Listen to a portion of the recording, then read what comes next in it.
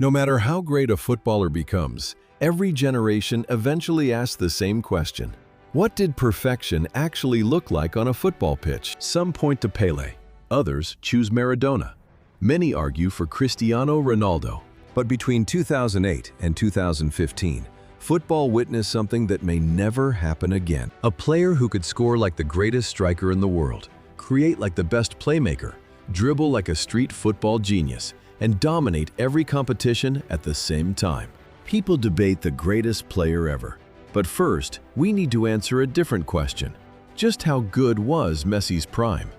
By 2008, Lionel Messi was already recognized as one of football's brightest talents.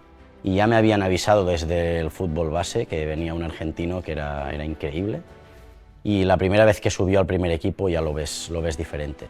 The world had seen flashes of brilliance. The dribbling runs, the impossible goals, the comparisons to Maradona. Assistència de Xavi, més capradeta per Messi, Messi, immens Messi, encara Messi, encara Messi, encara Messi, encara Messi, encara Messi, encara Messi, encara Messi, encara Messi, encara Messi, encara Messi, encara Messi, encara Messi, gol, gol, gol, gol, gol, gol, gol, gol, gol, gol, gol. But talent and greatness are not the same thing. The 2008 to 2009 season would be the moment when Messi stopped being football's future and became its present. Under Pep Guardiola, Barcelona transformed into one of the greatest teams ever assembled. And at the center of everything stood Messi. That season, he scored 38 goals and provided 19 assists in all competitions. The numbers were spectacular. The trophies were even better. Barcelona won La Liga, the Copa del Rey, and the Champions League, completing a historic treble. Then came Rome. In the Champions League final against Manchester United, Messi faced Cristiano Ronaldo on football's biggest club stage. Despite being one of the shortest players on the pitch, Messi scored with a header that sealed a 2-0 victory. It was the first proof that he could decide finals on the grandest stages. At just 21 years old, he had conquered Europe. For most players, that would have been the peak. For Messi, it was only the beginning. The following season somehow became even more absurd. Barcelona added more silverware while Messi reached another level individually. In 2009-10, he scored 47 goals in 53 games. The football world finally ran out of arguments. Messi won his first Ballon d'Or. Then he won another, and another. What makes this remarkable is not just the awards, it's what the numbers show year after year. 38 goals in 2008 to 2009, then 47, then 53, then 73. After reaching the top of football in 2009, Messi did not plateau. He did not maintain his level.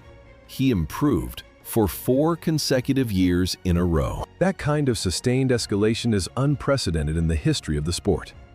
As football entered a new decade, the sport became something it had never been before, a two-man era. Cristiano Ronaldo was producing numbers nobody thought possible, yet Messi kept raising the standard. Then came 2010-11, one of the greatest individual seasons ever recorded. 53 goals, 27 assists, 80 goal contributions. Barcelona returned to the Champions League final. But before that, there was a moment that defined the entire era. In the Champions League semifinal, Barcelona faced Real Madrid, Jose Mourinho, Cristiano Ronaldo, the Galacticos. It wasn't against a small team. It wasn't in a meaningless match. And Messi scored twice at the Bernabeu, including a second goal that left an entire stadium in silence. Not against smaller teams. When it came to the semi-final of the Champions League against Mourinho, Ronaldo, and Real Madrid, Messi decided the tie almost on his own. Of course they have a good team, of course they have phenomenal players, but that player is absolutely incredible. Waiting for Barcelona in the final was Manchester United again. Many consider that Barcelona side the greatest club team in football history, and the final at Wembley was their masterpiece. Messi scored, controlled the game, and led Barcelona to a 3-1 victory. 2 Champions League finals against Manchester United, 2 wins, 2 decisive performances. Pop up anywhere and surprise you, like unplayable, like ridiculous. They took our soul. And Messi was the main ingredient. He was the player that I was meant to be able to get up against. He just played away from you, and then all of a sudden he'd turn up, bang, he's there. Prime time Lionel Messi, unplayable. Just a wonderful footballer, man. Just like, you can't put it into words how good he is. After the match, even Sir Alex Ferguson described Barcelona as the best team he had ever faced. Messi was no longer just the world's best player. He was becoming the standard by which every player would be measured. Then came perhaps the most ridiculous stretch of football ever produced, the 2011-12 season. Most players dream of scoring 30 goals in the season. The very best in the world might reach 40. Messi scored 73, and as if that weren't enough, he also provided 32 assists. In other words, he directly participated in 105 goals in a single season. 73 goals, 32 assists, 105 goal contributions. To put that into perspective, many world-class forwards never reach 73 goals across multiple years. Messi did it in one campaign. 50 of those goals came in La Liga alone. 14 more came in the Champions League. He won the Golden Boot. He won the Ballon d'Or. He scored 5 goals in a single Champions League match against Bayer Leverkusen, something that had never been done before in the competition. And then, in 2012, he scored 91 goals in a single calendar year. 91! The previous record had stood for decades. Messi didn't just break it, he destroyed it. Even though Barcelona didn't win the Champions League that season, Messi's individual level had reached territory football had never seen before and has not seen since. At this point, the question was no longer whether he was the best player in the world. The question became whether anyone, ever, had played better. Most players would eventually slow down after reaching that kind of peak. Messi didn't.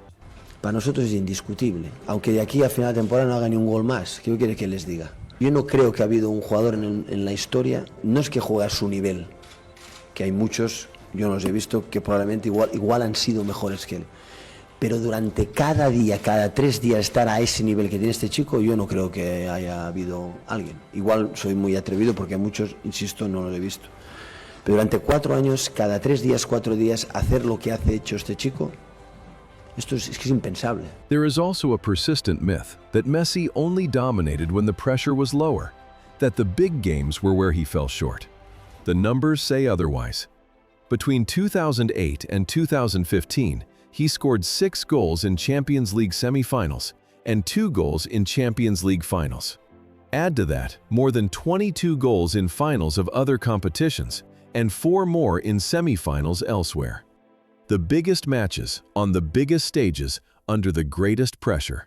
That is when he showed up. Barcelona entered a transition period after 2012. Guardiola left. New managers arrived. Rivals improved. Many expected Messi's numbers to fall. Instead, he adapted.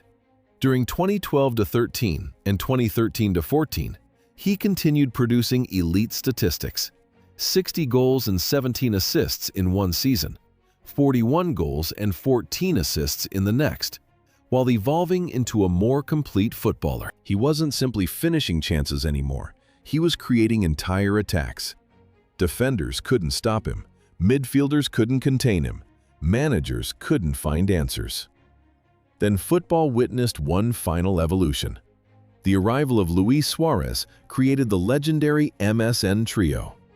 Messi, Suarez, and Neymar formed one of the most feared attacking units in football history. And in 2014-15, Messi delivered one last masterpiece of his prime years. 58 goals, 31 assists, another treble, another Champions League, another La Liga, another Copa del Rey. But the numbers alone don't explain what made that season special. There was the unforgettable solo goal against Athletic Bilbao in the Copa del Rey final. There was the destruction of Bayern Munich in the Champions League semifinal. 2 goals from Messi, including perhaps the single most iconic moment of his career. Facing Bayern, Messi dribbled past Jerome Boateng so brutally that the defender simply fell to the ground. And then Messi delicately chipped Manuel Neuer. One move, a few seconds, an image that became immortal. It was the last great statement of his prime, and it may be the most perfect summary of everything he was during those 7 years. Then came Berlin, the Champions League final against Juventus. Barcelona won 3-1. Messi didn't score, but he controlled the game and created the chance that led to the decisive goal. Another European crown, another legendary season, another reminder that football had never seen anything quite like him. So what did Messi actually produce between 2008 and 2015? 370 goals, 152 assists, 522 goal contributions. Not in one magical year, not in two, in 7 consecutive seasons, each one played at a level that most footballers cannot reach even once in a career. He won 4 Ballon d'Or awards. He conquered 3 Champions Leagues.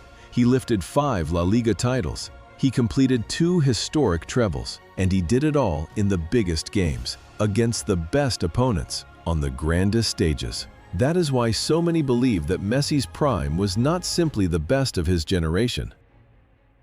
Because to surpass it, you wouldn't just need more goals than him. You would need more goals than him, more assists than him, more titles than him, and more decisive performances in big matches than him. All of it, at the same time. For 7 seasons, Messi produced over 520 goal contributions for Barcelona alone. We are not talking about a magical year. We are talking about 7 consecutive seasons played at a level almost no player has ever reached for a single season. Between 2008 and 2015, Lionel Messi played the game at a level that felt less like greatness and more like perfection. And that is why, when people ask how good Messi's prime really was, the answer might simply be this. To surpass the peak of Messi, it would not be enough to score more goals. You would need to score more goals than him, create more chances than him, win more titles than him, and decide more big games than him, and all of that at the same time.